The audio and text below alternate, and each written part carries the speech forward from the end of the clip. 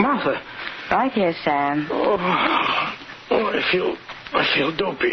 Doc said you had a touch of fever last night. Doc? Mm-hmm. He looked you over this morning. What time is it? Noon. Funny. I don't remember anything about it. What's this? What? The box on the stand here. That's not the one I bought. I got rid of your new pills. Picked up some of the regular kind this morning while I was shopping. You never quit, do you? What do you mean, Sam? Spoiling me like this. First thing you know, I'll be as helpless as a baby. What's for lunch? It was that easy, Sam.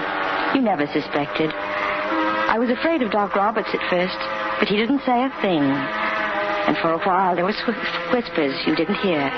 They were so sure you'd tried to kill yourself, Sam. They were so afraid you'd try it a second time. And I stopped being afraid. This was no time to lie back and wait. They'd given me a weapon. This was the time to do it. Well, let's see, Martha. I reckon the surest thing would be poison. Thiocyanin. But isn't that sort of dangerous, Jim? Not if you're careful. How much will I need? Oh, one package ought to do it. Depends on how bad they are. The rats. Here. There you are. Hope it does the trick. Thanks, Jim. So do I. It's going to be different this time, Sam. This time I knew where I was going. That's where I'd made the mistake before, you see. I hadn't planned. A week later, I was ready. I remember you came home early that evening, and I was in the kitchen starting your dinner. Salad. Tossed lettuce and garlic. Plenty of garlic. Getting dinner, Martha? It's almost done. Have it ready in a minute. That roast smells good. Better go and wash so things won't get cold. What's that you're mixing there? Dressing for the salad. Oh, dressing? You sure? What do you mean? Wouldn't be a love potion for me, would it, Martha? Or maybe, just maybe, a death potion. Oh, dear. You've cracked the salad bowl. What's the matter, Martha? Afraid you'll fail this time, too? Oh, Sam, you're talking nonsense. I don't know what you're talking about. You should, Martha. Jim tells me they haven't had my kind of sleeping pills at the drugstore for a long time. How far did you have to go to get them? You're sick, Sam. You're building things up in your mind. I wish I were. You see, I made a mistake this morning, Martha. I decided to wear my white shirt, the one with the French cuffs. Shirt? You can't wear a shirt like that without cufflinks. I guess you forgot that, Martha, didn't you? That I kept my cufflinks in your jewelry box. Yes. Yes, Martha, I found it. I found the poison. Oh, that's what's worrying you. It's for the rats, Sam. I bought it for the rats. Rats. Should have bought some rats, too, because there aren't any around here. There's a certificate from an extermination company in the file that says so. That's a nice-looking salad, Martha. Here, taste it. Don't be a fool. You're the fool. You bought the poison. For some rats that don't exist. I ran out of the kitchen upstairs to my room. I was scared, Sam, and lost. I grabbed my coat and hat without thinking and started down the stairs. Better not go, Martha. Leave me alone. Do you want to hang? Hang? That's right, Martha. Oh, don't be ridiculous. There's got to be a murder first. There will be. The minute you leave this house.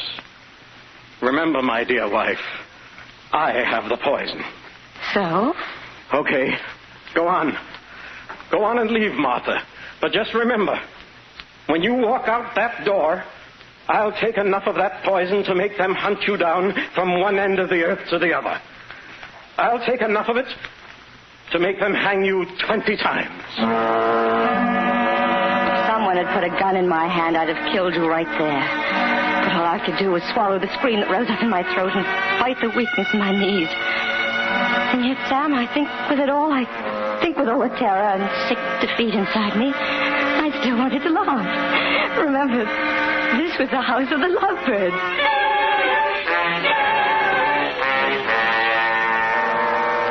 That That night I lay in bed, twisting and turning, waiting for you to go to sleep. I was in a prison, Sam.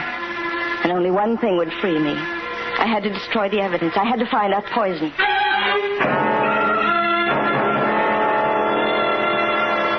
At 1 o'clock, I walked across to your door, opened it quietly, listened. You were asleep. Your clothes were draped over a chair next to the bed. I went through them first, into the closet and your other things, and then the dresser. Had to be somewhere. I tried to put myself in your place. Where would I have hidden it?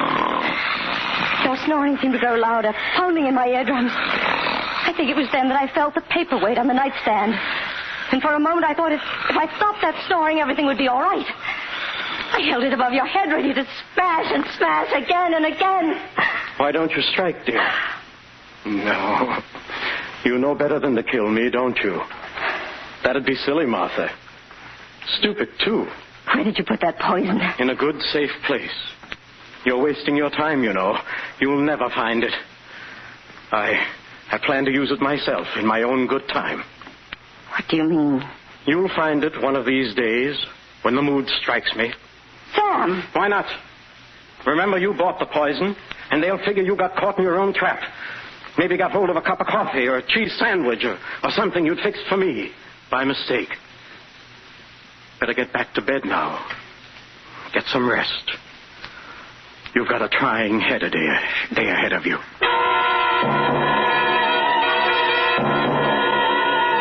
There was no sleep for me after that, Sam.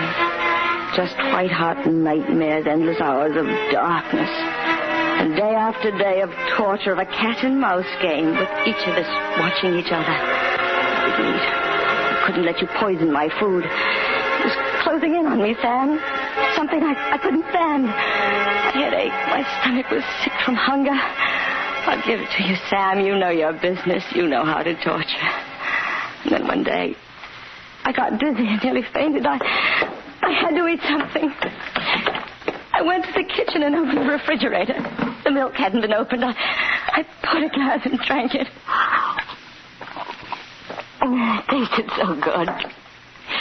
But then I remembered some poisons are tasteless. I was crazy to drink milk of all things. I poured it down the sink, feeling spasms and cramps in my stomach.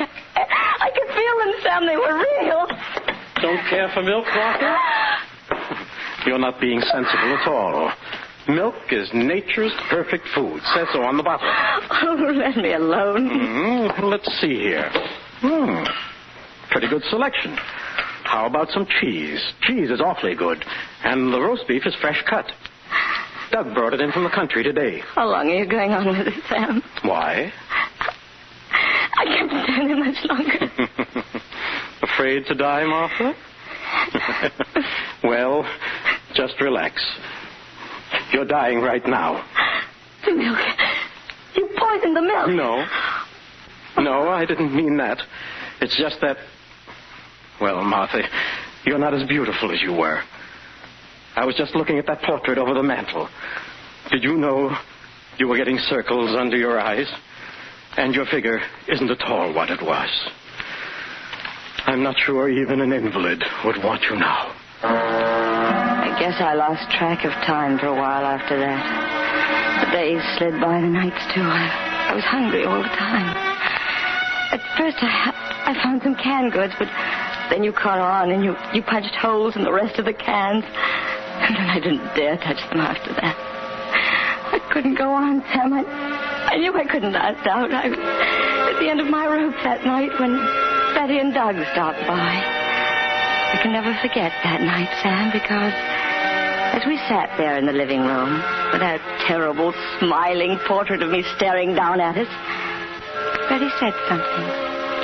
Something that made me realize I wasn't trapped. That there was a way out after all, an easy way.